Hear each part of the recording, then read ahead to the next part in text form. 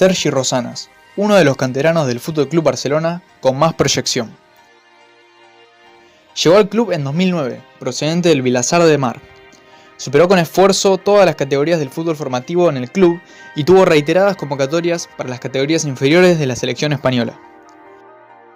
Hoy con 19 años es uno de los capitanes y titulares en el Juvenil A azulgrana, que se coronó campeón de liga hace muy poco.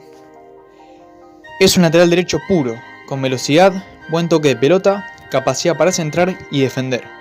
Tiene muchas chances de ascender al Barcelona B en las próximas temporadas, y por qué no, de llegar al primer equipo si todo sale bien.